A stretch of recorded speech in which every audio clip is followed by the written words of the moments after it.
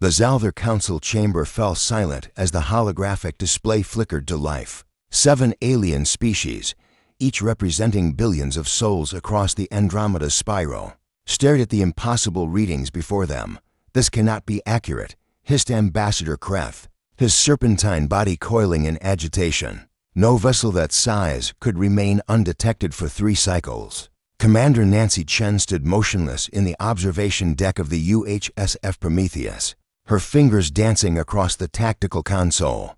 Behind her, the bridge crew worked in practiced silence, each movement precise and deliberate. The ship had been watching, waiting, cataloging every transmission from the Council for 72 hours.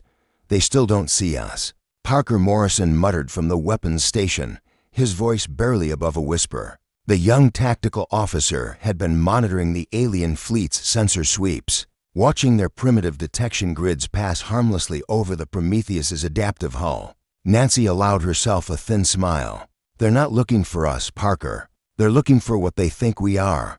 3 months earlier, the Zalther Concordat had issued their ultimatum. Humanity would surrender its outer colonies, dismantle its military infrastructure, and submit to Concordat governance. The message had been clear: comply or face extinction. The Council had studied human history, watched Earth's bloody wars, and concluded that humanity was dangerous but manageable. They had seen the nuclear weapons, the chemical warfare, the countless conflicts that scarred human civilization.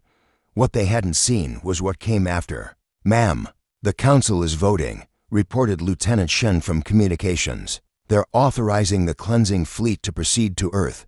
Nancy's jaw tightened. The cleansing fleet, a sanitized term for genocide. 40,000 warships, armed with planet crackers and atmospheric incinerators, already in position around humanity's home system. The Concordat had sent them as insurance, certain that humanity would capitulate when faced with overwhelming force. They had miscalculated. "Bring us to full combat status," Nancy ordered, her voice steady. "Disengage stealth systems on my mark." Parker's hands moved across his console, arming weapons systems that the galaxy had never encountered. The Prometheus wasn't just a warship, it was a paradigm shift. Humanity had spent centuries since first contact preparing for this moment, not through aggression, but through innovation born of desperation. While the Concordat species had achieved spaceflight thousands of years ago, they had grown complacent. Their technology had plateaued, their tactics ossified. They fought wars the same way for millennia, with massive fleets and brute force overwhelming smaller opponents. Humans fought differently. "Quantum disruptors charged," Parker reported. "Singularity mines deployed.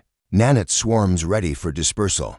Nancy studied the tactical display. The Concordat fleet surrounded Earth in a perfect sphere, their formation textbook perfect and perfectly predictable. Each ship was positioned exactly where the mathematical model said it should be, their commanders following doctrine written 10,000 years ago. "They're debating whether to give us one final chance to surrender," Lieutenant Shen translated, listening to the Council's deliberations. "Ambassador Kreth is arguing for immediate attack." "How merciful," Nancy said dryly. She thought of Earth below, of the 4 billion people who had been evacuated to underground shelters, of the children who had huddled in fear for weeks. While politicians debated humanity's right to exist, she thought of her own daughter, 7 years old, who had asked why the aliens wanted to hurt them. "Weapons free," Nancy commanded. "Drop stealth. Let them see what they've chosen." The Prometheus materialized in the center of the Concordat formation, like a ghost becoming flesh. 5 kilometers of angular black metal, bristling with weapons that defied conventional physics. Its very presence a violation of everything the Council thought they knew about warfare. The alien fleet reacted exactly as Nancy had predicted, with confusion, then panic, then desperate aggression. 40,000 ships turned their weapons toward the lone human vessel. Parker's fingers flew across his console, engaging. What happened next would be studied by xenomilitary historians for generations. A textbook example of technological supremacy. The Prometheus didn't fight, it executed.